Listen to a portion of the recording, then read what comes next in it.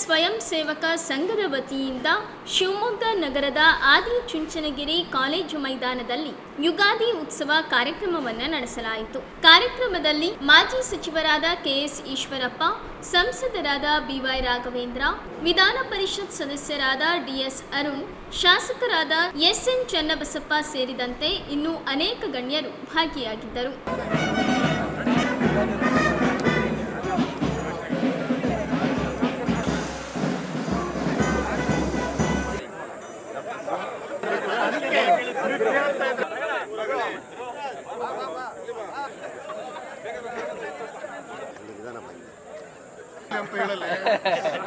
ಅಂದ್ರೆ ಅವತ್ತೇನೆ ಆ ಸಂಘಟನೆ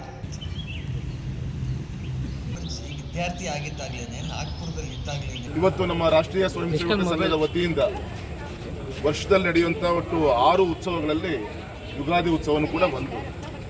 ಆದರೆ ಈ ಬಾರಿ ಯುಗಾದಿ ಉತ್ಸವ ಮತ್ತೆ ನಮ್ಮ ರಾಷ್ಟ್ರೀಯ ಸ್ವಯಂ ಸೇವಕ ಸಂಘದ ಸಂಸ್ಥಾಪಕರಾದಂಥ ಡಾಕ್ಟರ್ ಹೆಡ್ಗೆ ಅವರ ಒಂದು ಜನ್ಮ ದಿನಾಚರಣೆ ಕೂಡ ಇವತ್ತೇ. ಹಾಗಾಗಿ ಎರಡೂ ಕೂಡ ಕೂಡ್ಬಂದಂಥ ಒಂದು ಸುಯೋಗದ ಒಂದು ದಿನ.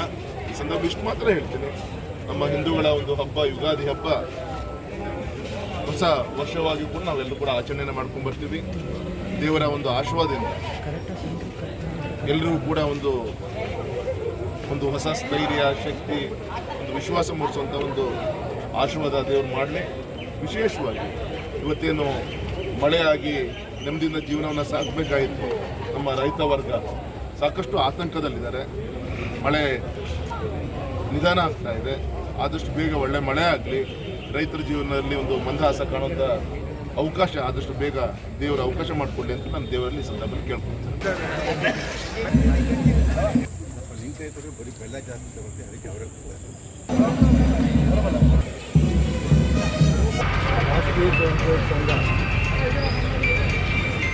ಜನ್ಮತಾಳಿಗೆ ಯುಗಾದಿ ದಿನ. ಈ ಯುಗಾದಿ ಇಡೀ ದೇಶದ ಹಿಂದೂ ಸಮಾಜಕ್ಕೆ ಒಂದು ರೀತಿಯ ವಿಶೇಷವಾದ ಹಬ್ಬ. ಈ ಹಬ್ಬ ಎಲ್ಲ ಹಿಂದೂಗಳು ಕೂಡ ಒಂದಾಗಬೇಕು ಅಂತ ಸ್ಫೂರ್ತಿ ಕೊಡುವಂಥ ಹಬ್ಬ ಇದು. ಹಾಗಾಗಿ ರಾಷ್ಟ್ರೀಯ ಸ್ವಯಂ ಸೇವಕ ಸಂಘದ ಈ ಯುಗಾದಿ ಉತ್ಸವಕ್ಕೆ ಸ್ವಯಂ ಸೇವಕರು ಸಂತೋಷದಿಂದ ಬಂದಿದೆ ಅಂತ ಹೇಳಕ್ಕೆ ಇಷ್ಟಪಡ್ತೀನಿ. ನಮಸ್ತೆ ಸದಾ ವತ್ಸಲೆ ಆತೆ ವೃಷಂ